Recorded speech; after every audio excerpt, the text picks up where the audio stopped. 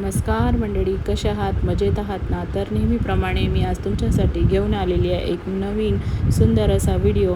त्यासाठी तुम्ही हा व्हिडिओ शेवटपर्यंत स्किप न करता बघायचा आहे. त्यामुळेच तुम्हाला पुढे काय काय आहे व्हिडिओमध्ये ते सगळं दिसणार आहे. तर आम्ही इथे रस्त्यामध्ये निघालेलो आहोत एका सुंदर अशा पर्यटन ठिकाणी जाण्यासाठी, जिथे की ते निसर्गाच्या सानिध्यात वसलेलं आहे. आणि तुम्ही बघू शकता इथे रस्त्याच्या दुतर्फा आंब्याची झाडे तसेच नारळाची झाडे प्रचंड प्रमाणात आहेत.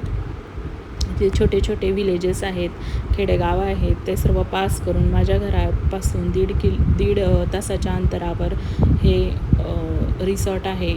आणि फायनली आम्ही इथे आमच्या स्वतःच्या कारने इथे रिसॉर्टला पोचलेलो आहोत. जर तुम्हाला यायचं असेल 11वरून बाय ट्रान्सपोर्ट, तर तुम्ही ट्रान्सपोर्ट घेऊन म्हणजे ओला टॅक्सी करून पण येऊ शकतात.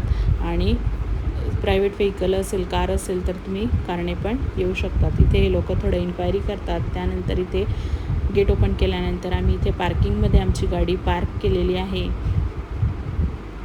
आणि इथे रिसॉर्ट खूप छान आहे, निसर्गाच्या सानिध्यात आहे. यांनी खूप छान प्रकारे याची रचना केलेली आहे. इथे वाईल्ड लाईफ ॲनिमल्ससुद्धा ठेवलेले आहेत.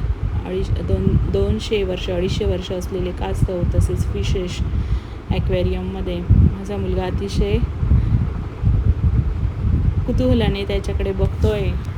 अतिशय शांत अशी जागा वाटली मला. हे स्विमिंग पूल आहे. स्विमिंग पूलमध्ये मुलं आनंद घेत आहेत, पोहण्याचा आनंद घेत आहेत. आणि त्यानंतर बरेच असे इथं टुरिस्ट येत असतात. हे रिसॉर्ट म्हणजे ग्रेटर आग्रा रिजन अडा बीच म्हणून याला ओळखलं जातं. फलटा रिव्हरच्या किनाऱ्यावर वसलेलं आहे हे. आणि इथे लोक हे न्यू इयर सेलिब्रेशनसाठी गेट टुगेदर पार्टीज, त्याचप्रमाणे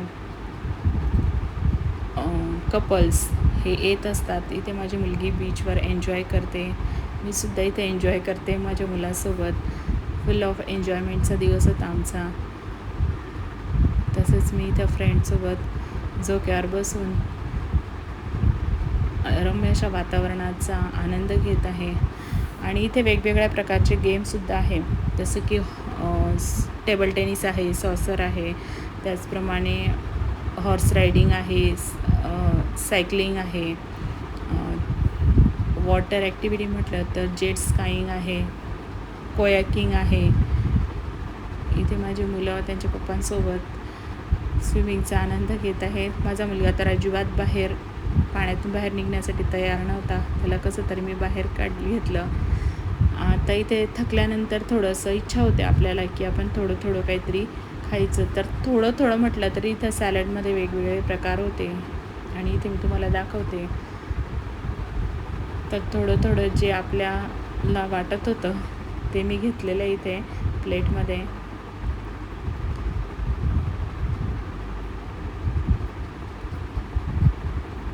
लेटस होते, कॅरेट, सगळं काही होतं याच्यामध्ये. ज्यूसेस होते, वॉटरमेलन, बीटरूट. आणि खरंच बीटरूट ज्यूस पण खूप छान होता. आणि हा वेल स्पेंड आम्ही लंच टाईम छान प्रकारे स्पेंड केला. इथे डेझर्टमध्ये केक, व्हरायटी ऑफ केक होते, खूप व्हरायटी होत्या केकमध्ये. तसं स्वीट डिशेस होते, कुकीज होते, त्याच्यानंतर फ्रूट होते, मँगो, पायनॅपल. अशा प्रकारे आम्ही आमचं लंच केलेलं आहे. आणि आता थोडं मुलासोबत मी पॅम्परिंग टाईम एन्जॉय करते.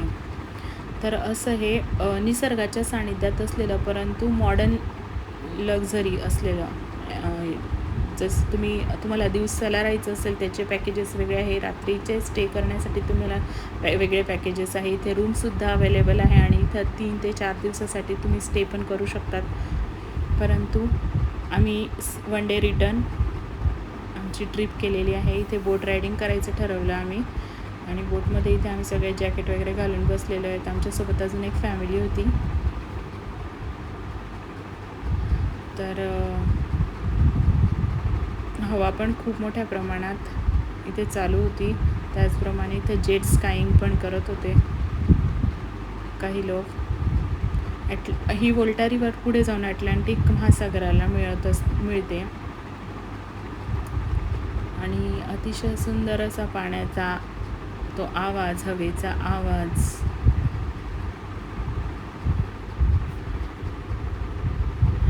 हा 1 जानेवारी 2026चा सनसेट इथे आम्हाला संध्याकाळ झाली होती बोटमध्ये. तो आम्ही अतिशय छान प्रकारे एन्जॉय केला. शांत आणि वाहतं पाणी. तुम्हाला माझं चॅनल आवडल्यास त्याला लाईक, शेअर आणि सबस्क्राईब करा. Thanks for watching. बाय.